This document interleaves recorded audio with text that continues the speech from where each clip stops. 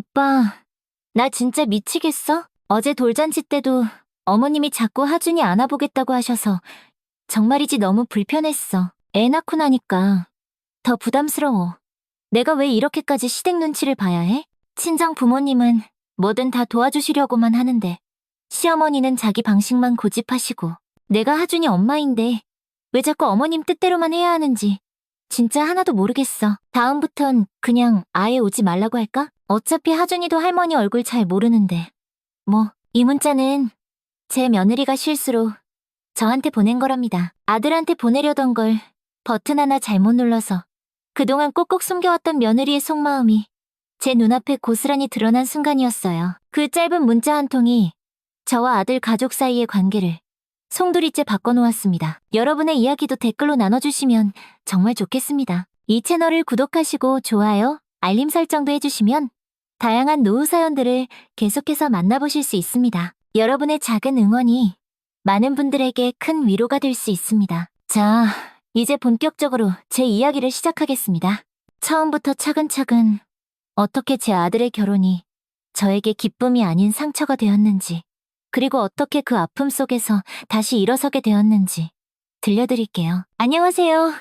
저는 박서연입니다. 올해로 68, 아들 하나 잘 키워낸 평범한 어머니죠. 정년 퇴직하고 남편과 조용한 노후를 보내고 있었어요. 우리 아들 민준이가 결혼한다고 했을 때 제가 얼마나 기뻤는지 모릅니다. 엄마, 이번 주말에 지순의 부모님이랑 상견례 하려고요. 민준이의 전화에 저는 가슴이 콩닥콩닥 뛰었습니다. 아들의 짝을 만난다는 건 어머니로서 가장 설레는 순간이니까요. 그래, 엄마가 좋은 식당으로 알아볼게.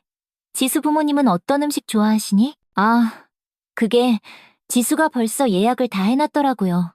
강남에 있는 한정식 집이래요. 순간 말이 턱 막혔지만 저는 이내 활짝 웃었습니다. 어머, 그래? 우리 며느리감 참 야무지네. 엄마가 신경 쓸 일이 없겠어. 상견례 날 저는 처음으로 지수를 만났습니다. 단정한 옷차림에 예의 바른 인사. 겉으로 보기엔 모든 게 완벽했죠. 하지만 왜일까요? 지수의 눈빛에서 느껴지는 그 어떤 거리감. 그게 참 마음에 걸렸습니다. 어머님, 처음 뵙겠습니다. 민준 오빠한테 얘기 많이 들었어요. 아이고, 나도 우리 민준이한테 지수 얘기 많이 들었지. 우리 아들보다 훨씬 예쁘네. 웃으며 손을 잡으려 했지만 지수는 살짝 몸을 뒤로 빼며 고개만 숙였습니다. 그 순간은 정말 찰나였지만 제 마음에 작은 금이 가는 것 같았어요. 결혼 준비는 식은 죽 먹기처럼 일사천리로 진행됐습니다. 신혼집을 어디로 정할지 논의하던 날, 우리 부부는 당연히 가까운 곳을 추천했죠. 우리 아파트 바로 옆에 새 단지 분양한다던데 거긴 어떠니? 엄마가 도와주기도 편하고. 민준이는 망설이는 표정으로 지수를 쳐다봤습니다. 사실 저희는 강남 쪽으로 생각하고 있어요, 어머님. 지수의 목소리는 단호했습니다. 강남이면 우리 집에서 1시간도 넘게 걸리는데. 네, 맞아요. 그래서 주말에만 찾아뵐 수 있을 것 같아요. 어머님도 아시잖아요. 신혼부부는 좀 독립적인 공간이 필요하다는 거. 지수의 말에 민준이는 그저 고개를 끄덕였습니다. 제 마음은 천근만근 무거워졌지만 시어머니의 역할은 이해해주는 것이라 생각했습니다. 그래, 너희가 편한 대로 하렴.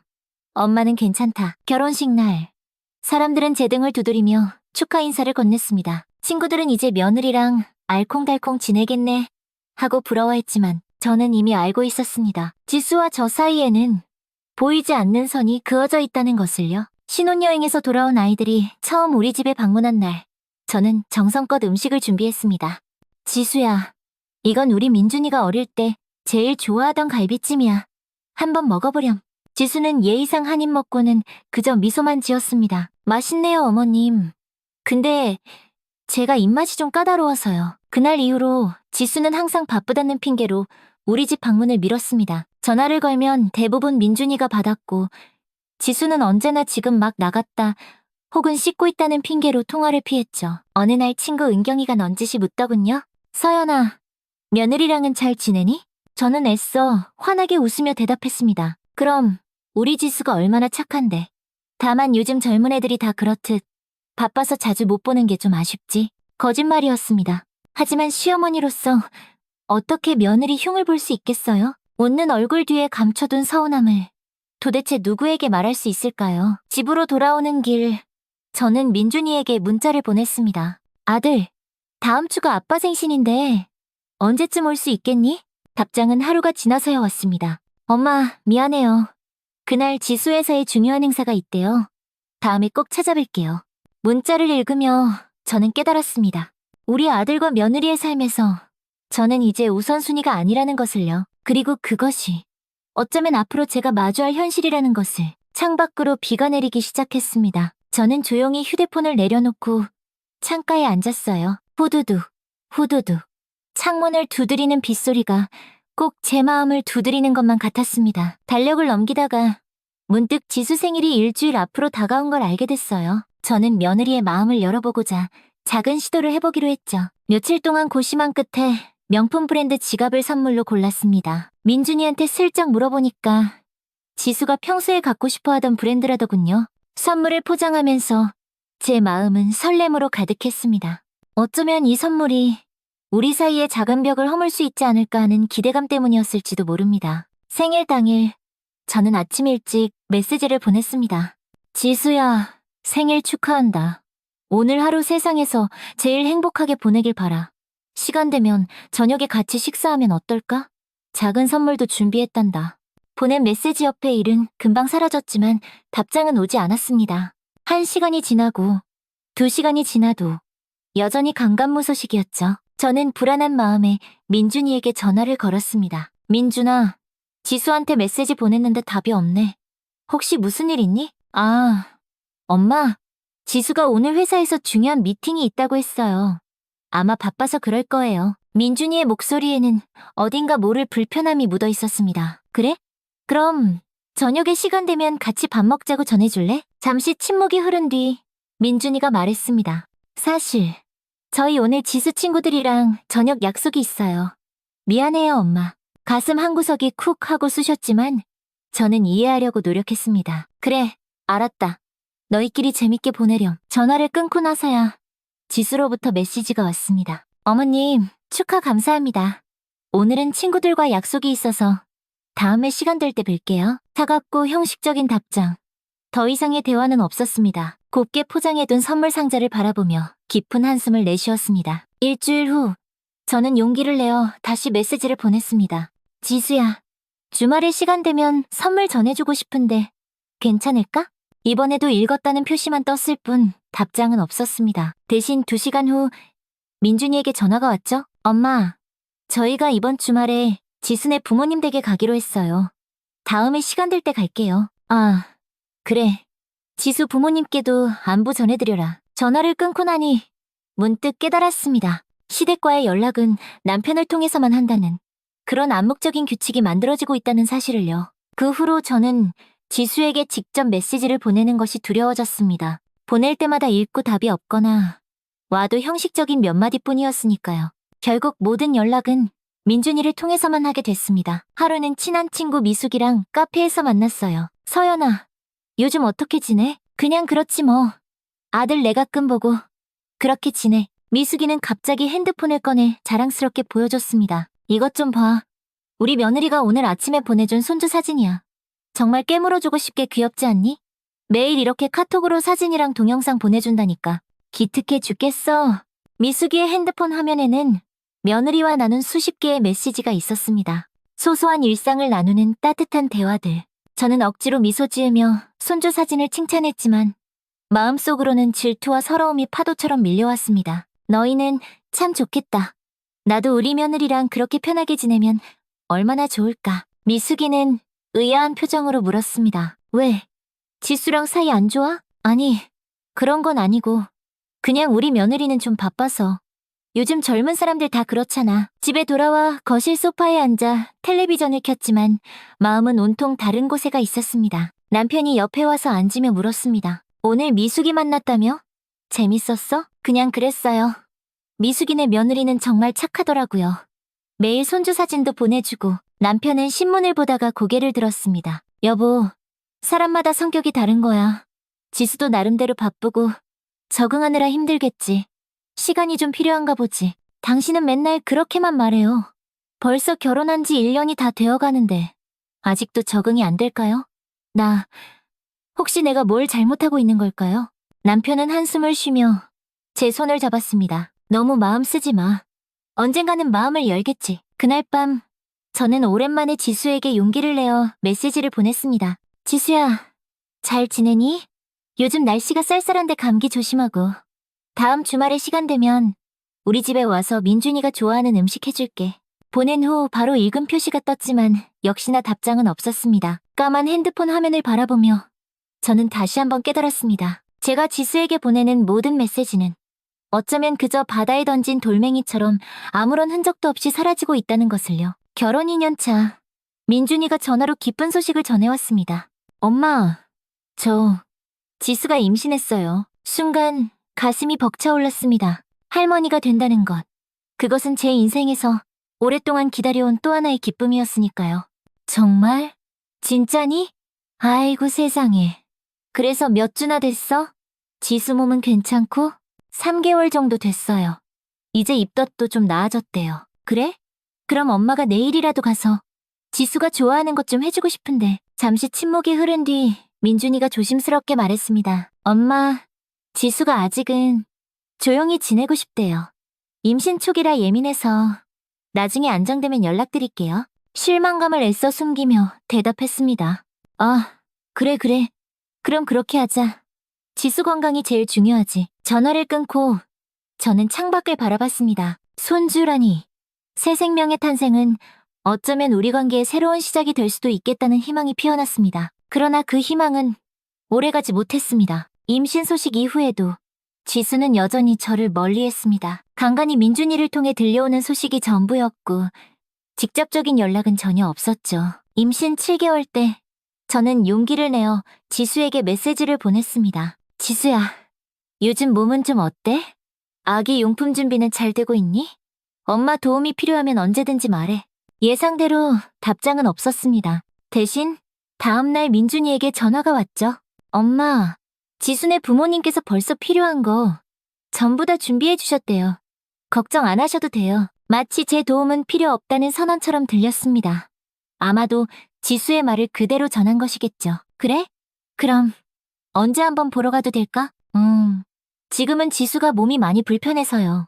출산 후에 보시는 게 어떨까요? 숨이 턱 막혀왔습니다. 제 손주를 품에 안아볼 날이 그토록 멀게 느껴지다니요. 알았다. 지수 몸 상태가 제일 중요하니까. 결국 제 손주 하준이는 제가 없는 자리에서 세상의 빛을 봤습니다. 출산 당일에도 저는 초대받지 못했습니다. 민준이는 출산 다음 날에야 소식을 전했고 병원 면회도 나중에라는 말로 미뤄졌죠. 엄마, 지금은 지수 부모님만 계시는 게 좋을 것 같아요. 지수가 좀 쉬어야 한대요. 마음이 아팠지만 저는 겉으로는 이해한다고 말했습니다. 곧 보게 될 거라고, 괜찮을 거라고 스스로를 위로했죠. 첫 면회는 출산 일주일 후에야 겨우 허락했습니다. 병원에 들어서자마자 저는 흥분된 마음으로 병실을 찾았습니다. 문을 열자 지수의 부모님이 아기를 안고 계셨고 지수는 침대에 앉아 있었습니다. 축하해 지수야. 아가, 정말 귀엽구나. 지수는 피곤한 미소를 지었습니다. 감사합니다 어머님. 어색한 침묵이 흘렀습니다. 지수의 어머니가 아기를 꼭 안고 있는 모습이 마치 자신의 영역을 표시하는 것처럼 느껴졌습니다. 저 아기 좀 안아봐도 될까? 조심스럽게 손을 내밀자 지수의 어머니가 잠시 망설이다가 아기를 건넸습니다. 작고 부드러운 손자를 안는 순간 눈물이 핑 차올랐습니다. 우리 하준이 할머니가 정말 많이 사랑해. 겨우 10분. 그게 제가 손자와 함께한 첫 시간이었습니다. 민준이가 지수가 쉬어야 한다며 서둘러 면회를 마무리했죠. 집으로 돌아오는 길 남편이 물었습니다. 아기는 어떻던가? 너무 예뻐요. 딱 우리 민준이 어릴 때 모습이에요. 웃으려 했지만 눈물이 먼저 흘렀습니다. 왜 그래? 무슨 일 있었어? 아니에요. 그냥 너무 기뻐서요. 거짓말이었습니다. 사실은 손자를 품에 안았을 때 그 짧은 시간조차 지수의 눈빛이 저를 감시하는 것 같아 마음이 너무 불편했습니다. 마치 제가 아기에게 해라도 끼칠 사람인 것처럼요. 이후로도 손자의 소식은 가뭄에 콩나듯 들려왔습니다. 가끔 민준이가 보내주는 사진 한 장이 전부였죠. 친구들이 손자, 손녀 사진을 자랑할 때마다 저는 핸드폰을 뒤적거리며 한 달 전에 받은 사진을 보여줄 수밖에 없었습니다. 어머, 서연아, 너희 손주가 벌써 이렇게 컸어? 친구들은 알아채지 못했지만 그 사진은 늘 같은 사진이었습니다. 새로운 사진이 너무나도 없었으니까요. 어느 날 저는 민준이에게 조심스럽게 물었습니다. 민준아, 하준이 요즘 어때? 사진 좀 더 보내줄 수 없을까? 아, 네, 알았어요. 시간 날 때 보낼게요. 하지만 그 시간 날 때는 결코 오지 않았습니다. 어쩌다 보내주는 사진 속에서 하준이는 이미 한 뼘씩 훌쩍 자라 있었죠. 제 손자의 성장 과정이 마치 슬라이드 쇼처럼 뚝뚝 끊어진 장면으로만 남는 현실이 너무나도 슬펐습니다. 아이가 태어난 지 3개월이 지났을 때 저는 직접 지수에게 메시지를 보냈습니다. 지수야, 우리 하준이가 너무 보고 싶구나. 내일 시간 되면 잠깐 들려도 될까? 기적처럼 답장이 왔습니다. 내일은 하준이 예방접종 가는 날이라 어려울 것 같아요. 다음에 시간 될 때 연락드릴게요, 어머님. 다음에. 그 말이 얼마나 공허하게 들리는지 지수는 알까요? 저는 핸드폰을 내려놓고 깊은 한숨을 내쉬었습니다. 제 피와 살을 나눈 손자조차 저에게는 이렇게나 먼 존재가 되어가고 있었습니다. 아이러니하게도 손자의 탄생이 오히려 며느리와 저 사이의 벽을 더 높게 쌓아 올린 것만 같았습니다. 어느덧 손주 하준이가 첫 돌을 맞았습니다. 저는 일주일 전부터 선물을 준비하고 민준이에게 돌잔치 계획을 물었지만 대답은 늘 같았습니다. 아직 지수가 확실히 결정을 못했대요. 결정되면 바로 알려드릴게요. 돌잔치 이틀 전 민준이에게 연락이 왔습니다. 엄마, 이번 주 토요일 오후 2시에 지수네 부모님 댁에서 작게 돌잔치 할 거예요. 지수네 부모님 댁에서? 네. 거기가 장소가 좀 넓어서요. 엄마도 오세요. 가슴 한쪽이 아려왔지만 손자의 첫 돌이라니 기쁜 마음으로 참석하기로 했습니다. 최고급 한복을 선물로 준비하고 남편과 함께 지수네 부모님 댁으로 향했습니다. 문을 열자 집안은 이미 많은 사람들로 북적이고 있었습니다. 그런데 참 묘한 느낌이 들었어요. 사람들은 대부분 지수의 친가 친척들이었고 저희를 아는 사람은 거의 없었습니다. 어서 오세요. 어머님, 지수가 형식적인 인사를 건넸습니다. 하준이는 화려한 돌복을 입고 지수 어머니 품에 안겨 있었습니다. 우리 하준이, 할머니 왔네.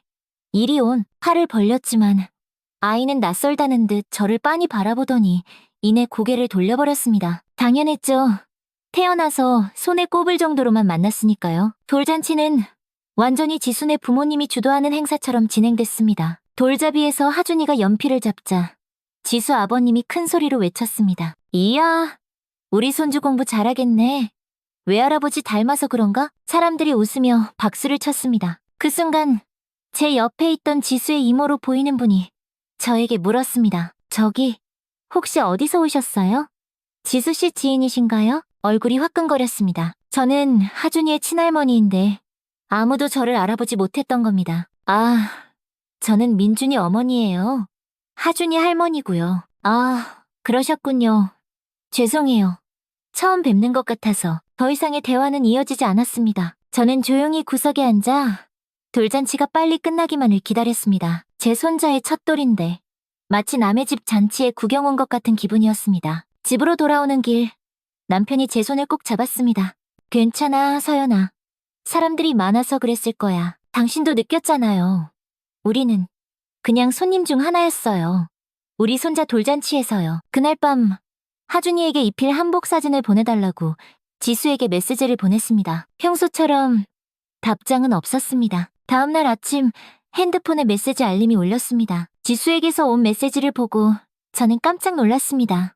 그동안 직접 연락이 온 적이 거의 없었으니까요. 메시지를 열자마자 저는 그 자리에 얼어붙었습니다. 오빠, 나 진짜 미치겠어. 어제 돌잔치 때도 어머님이 자꾸 하준이 안아보겠다고 하셔서 정말이지 너무 불편했어. 애 낳고 나니까 더 부담스러워. 내가 왜 이렇게까지 시댁 눈치를 봐야 해? 친정 부모님은 뭐든 다 도와주시려고만 하는데 시어머니는 자기 방식만 고집하시고 분명 지수가 민준이에게 보내려던 메시지였습니다. 실수로 저에게 보낸 것이 틀림없었죠. 손이 부들부들 떨려왔습니다. 메시지를 끝까지 읽을수록 심장이 쿵쿵 내려앉는 것 같았습니다. 내가 하준이 엄마인데 왜 자꾸 어머님 뜻대로만 해야 하는지 진짜 하나도 모르겠어. 다음부턴 그냥 아예 오지 말라고 할까? 어차피 하준이도 할머니 얼굴 잘 모르는데 뭐. 숨이 막혔습니다.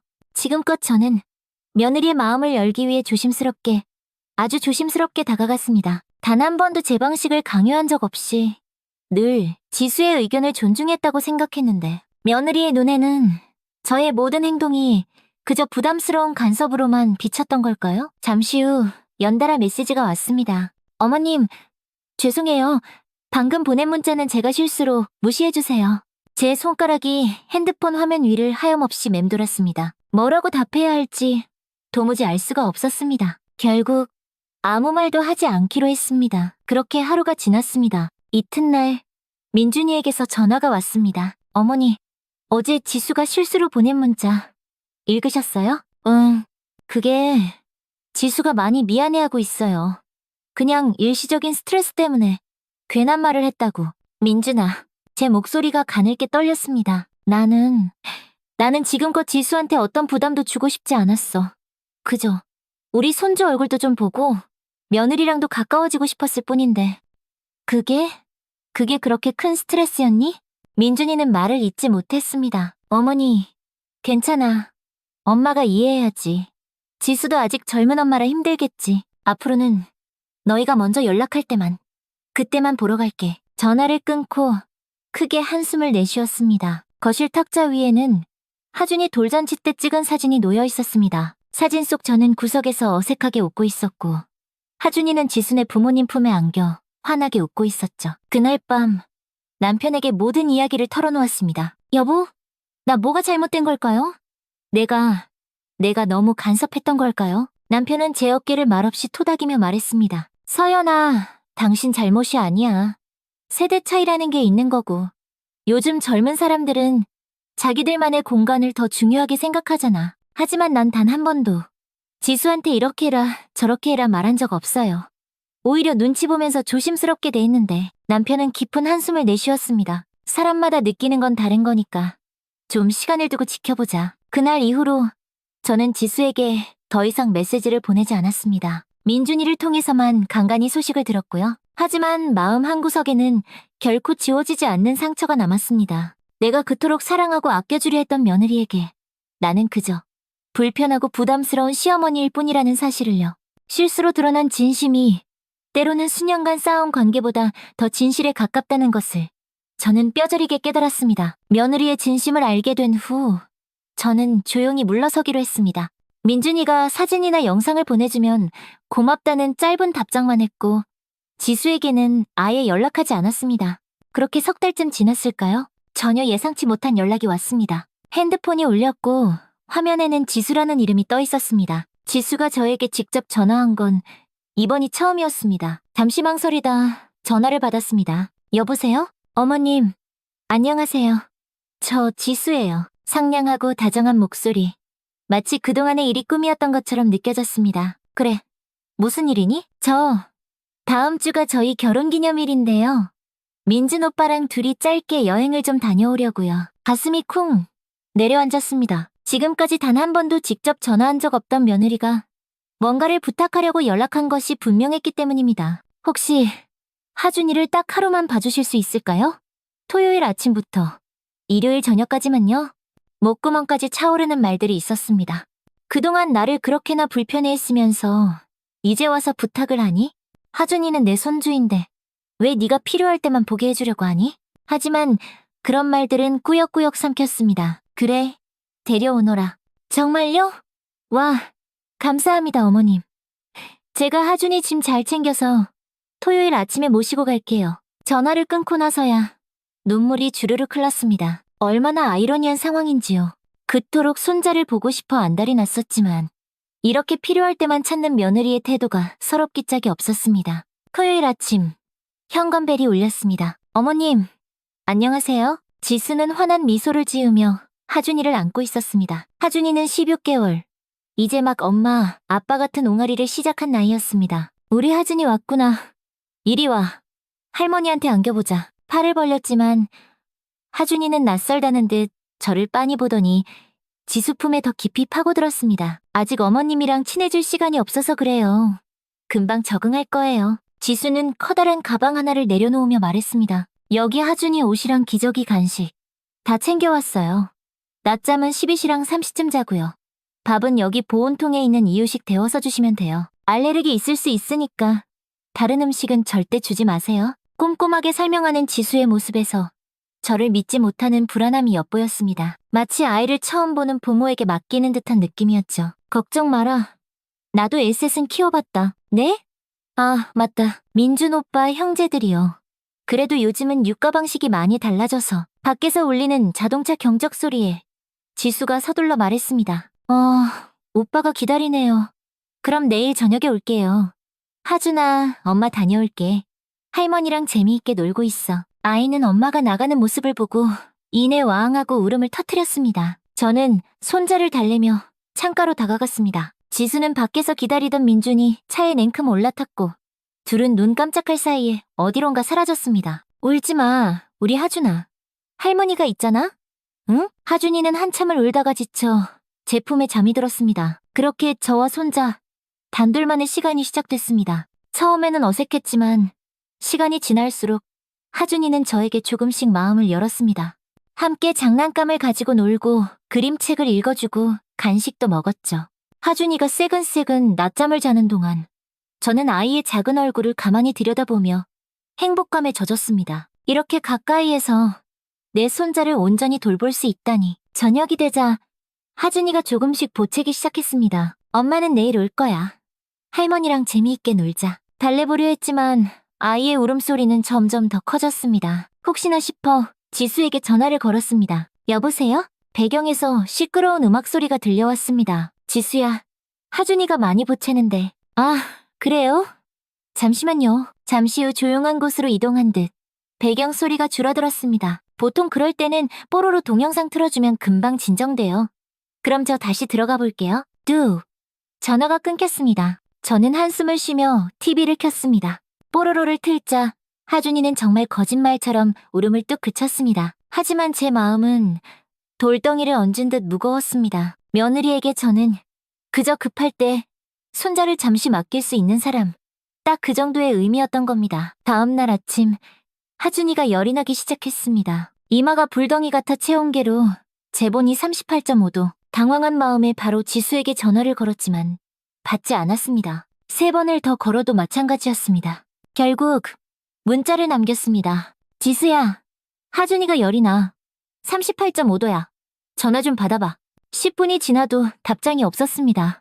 결국 저는 평소 다니던 소아과에 전화해 상담한 후 택시를 잡아 타고 병원으로 향했습니다. 감기 초기 증상이네요.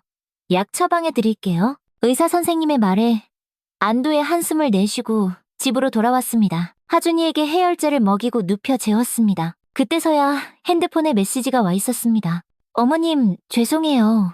지금 봤어요. 하준이 괜찮아요? 저는 짧게 상황을 설명했습니다. 걱정 마세요. 저희 오늘 저녁에 갈게요. 저녁 7시 지수와 민준이가 도착했습니다. 하준이는 다행히 열이 어느 정도 내려 거실에서 놀고 있었습니다. 하준아, 엄마 왔다. 지수는 아이를 품에 꼭 안았습니다. 민준이가 미안한 표정으로 말했습니다. 어머니, 고생 많으셨죠? 하준이 아파서 걱정 많이 하셨겠어요. 괜찮다. 이제 열도 다 내려갔으니 걱정 말고. 지수는 하준이의 짐을 챙기며 말했습니다. 어머님, 정말 감사해요. 덕분에 좋은 시간 보냈어요. 그 말에 제 마음 한구석이 와르르 무너져 내렸습니다. 아이가 아픈데 전화도 제대로 받지 않고 문자로만 겨우 대응하던 며느리. 그런데도 좋은 시간을 보냈다는 그 말이 저에게는 비수처럼 날아와 밝혔습니다. 현관문이 닫히고 집안이 다시 조용해졌습니다. 남편이 물었습니다. 어땠어? 손자랑 있으니까 좋았지? 네, 좋았어요. 하지만 말을 잇지 못했습니다. 좋았지만 그들에게 저는 단지 필요할 때만 찾아서 맡길 수 있는 사람일 뿐이라는 사실이 너무나도 슬펐습니다. 그날 밤 저는 결심했습니다. 더 이상은 이렇게 이용당하듯 손자를 봐주지는 않겠다고요. 제 존재가 단지 필요할 때만 찾는 편리한 부모라면 차라리 그 역할마저 거부하는 편이 낫겠다는 생각이 들었습니다. 남편은 제 손을 꼭 잡으며 말했습니다. 서연아, 당신이 어떤 결정을 하든 나는 당신 편이야. 지지할게. 하지만 너무 서운해하지는 마. 요즘 젊은 사람들이 원래 그런 걸 어떡해. 눈물을 꾹 참으며 대답했습니다. 여보, 우리도 젊었을 때 시부모님께 이렇게 무심했나요? 아니잖아요. 이건 젊고 늙고의 문제가 아니라 사람으로서의 기본적인 예의와 정성의 문제예요. 창밖으로 내리는 비를 바라보며 저는 다시 한번 다짐했습니다. 더 이상은 맡아주지 않겠다고. 필요할 때만 찾는 이 관계는 이제 끝내겠다고요. 그렇게 결심한 후 2주가 지났을까요? 토요일 오전 예고 없이 현관벨이 울렸습니다. 모니터를 통해 보니 지수와 민준이 그리고 하준이가 서 있었습니다. 저는 남편과 눈을 마주쳤습니다. 남편은 조용히 고개를 끄덕였습니다. 문을 열었습니다. 어머님, 안녕하세요. 지수는 환한 미소를 지으며 인사했습니다. 마치 지난번 하준이를 맡겼던 그날처럼 아무 일도 없었다는 듯이요. 저희가 오늘 갑자기 급한 일이 생겨서요.